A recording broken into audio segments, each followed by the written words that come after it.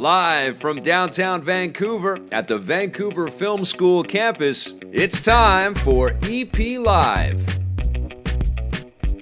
Hey, welcome to EPN. My name is Victor Lucas, and we bring you the latest in everything cool. And thank you all for joining us. Thank you for joining us online on the stream. You guys rock. And thank you all for coming and watching us live here at the VFS Cafe at 390 West Hastings. If you're ever in the Vancouver area and you want to come on down, it's a lot of fun. We talk about all kinds of cool things, and we've got a lot of great stuff to get to. Our guest today is Alex Hutchinson from Typhoon Studios in Montreal, and he's going to be telling us about his new game called Journey to a Savage Planet, which looks incredible. But first, of course, we've got a rundown to get to. We've got to get to the latest news of the day, and this one is dedicated to our friend, The Savage, who says, Vic, you're the treasure underneath one of my buried treasures. Thank you so much. This rundown's all yours.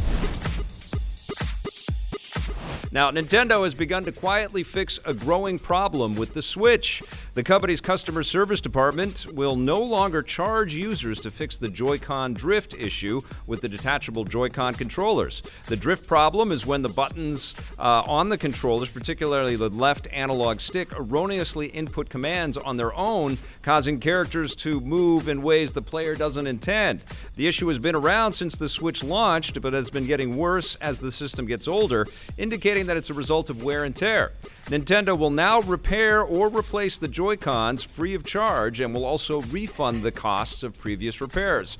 And that is absolutely the right thing to do. Now, if the Switch launched and it wasn't the big hit, this would be a massive, economic hit back on Nintendo. And of course, they're going to take a hit here. This is going to cost them a lot of money to pay for repair people and to accept all of these Joy-Con back in the repair stations across North America, across the world. But I think it's the right thing to do with this really huge community of Switch players out there, because you don't want this kind of news to just be the first thing that people hear about the Switch. This is absolutely the correct thing to do, and it speaks to how popular the machine is, and it speaks to Nintendo wanting to preserve and do right by the customer base that's out there. It's a big one, a vociferous one. I heard that there was a class action lawsuit that was brewing, so hopefully this kind of quells all that and people are satisfied with what Nintendo is going to do, and they can continue to be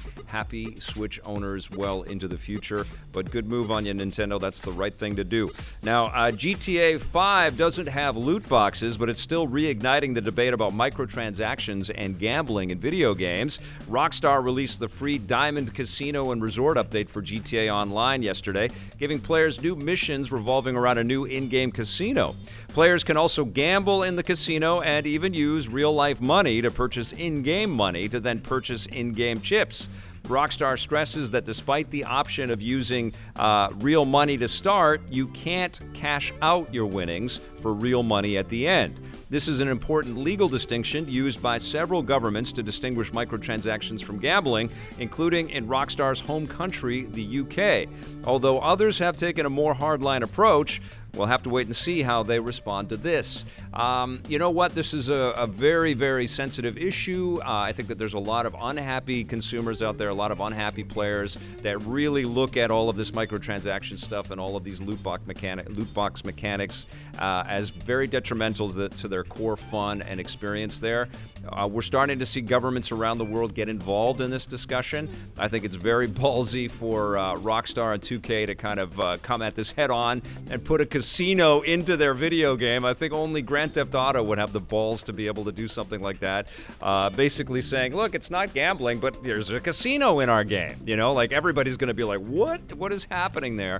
Clearly this game is not meant for children, and clearly it makes 2K and Rockstar a ton of money. People are, I think it's still the number one selling game. I think there was just some statistic that it was the top seller like last month. Because it's so freaking awesome. And yes, that kind of long after launch support that Grand Theft Auto 5 has enjoyed costs money to make and costs money to support, so it makes sense that the developers and the publisher want to make some money. But yeah, this is good news for people that are fighting against loot boxes and using loot boxes as gambling as their platform, because this is going to cause a lot of negative attention.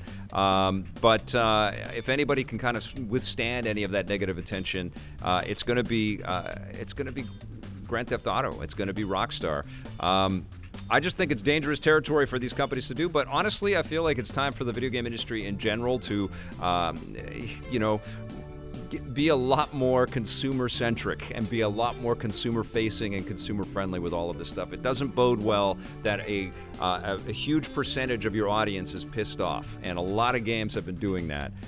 So I feel like we're shifting, and we're going to be moving off of this kind of loot box and in-game microtransaction scenario for a lot of games out there. A lot of games right now are publishing and coming out with and announcing up on stages that they don't have any in-game loot boxes or in-game microtransactions, as if that's a new bullet point for people to put on the back of boxes. But yeah, this perpetuates this discussion, and it gives a lot of the the legal world out there some ammunition to come at the game companies. So I don't think it's going to hurt Grand Theft Auto, but it's certainly going to hurt a lot of studios that are like banking on loot boxes to keep them in business. All right, now audiences might finally be able to feast their eyes on a new Riddick movie. Vin Diesel has announced that the screenplay for a fourth film in the sci-fi franchise has been finished by writer-director David Twohy, titled Riddick 4 Furia. The script has the tagline, "Everyone wants to be a beast until it's time to do what real beasts do." I think I have to say that again as Vin Diesel. Everyone wants to be a beast until it's time to do. That doesn't sound anything like him. What real beasts do. That's all we know for now, so it's unclear when this new film might begin shooting or if a studio is even backing it at this point. The previous films have only been lukewarm successes at the box office, with Diesel himself serving as the main proponent of the franchise, so we'll let you know if he gets this one off the ground. I like the mythology of these Riddick movies, mostly because the games have been good.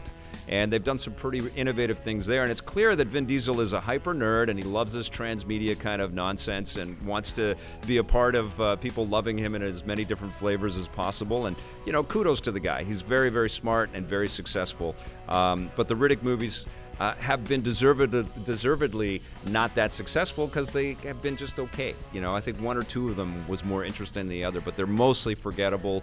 I think the first one was pretty cool. What was the first one called, Blake? Pitch Black. Yeah, that was pretty cool. That was an all right movie because it was an indie thing that came out of nowhere, and Vin Diesel wasn't this giant machine that he is right now.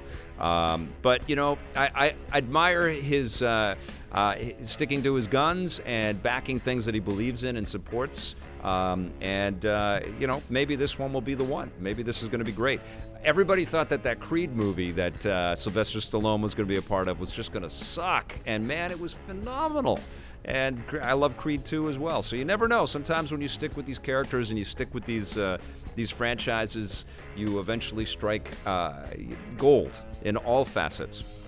All right, now Valve has a mysterious new project in the works, so let the Half-Life 3 speculation begin. Valve fanatics have dug through the code in the latest Dota 2 update and found several conspicuous references to an unannounced game codenamed Citadel. This name could be an homage to the imposing Citadel featured in Half-Life 2, indicating that this unannounced new game is something in the Half-Life universe. Half-Life 3 has long been rumored, although Valve has played coy about it, so don't get your hopes up. The studio has also hinted that they're working on a VR port of the existing games, so at least we know we can look forward to that. I think Valve is working on Half-Life 3, and I think they've been working on it for a very long time. I think a lot of people that were at Valve were getting a little bit frustrated with how slow going it was to make this game, but in the meantime, they made so much money off of Steam and Dota that it's hard to, knock it. It's hard to be too mad at Valve because they were off sort of reinventing the business entirely. But yeah, we're damn ready for a Half-Life 3, right, Blake? Right? Everybody wants Half-Life 3? Yes? A lot of young people in this audience today. I don't know. Do you guys know what Half-Life is? Awesome game franchise. Ask your dads. Yeah, no, it's an incredible franchise, and we all want Half-Life 3, and clearly they got to re-release Half-Life 1 and 2 again and get everybody to kind of know how incredible those games were. But yes, Valve, please make the announcement that you're working on Half-Life 3 as soon as possible.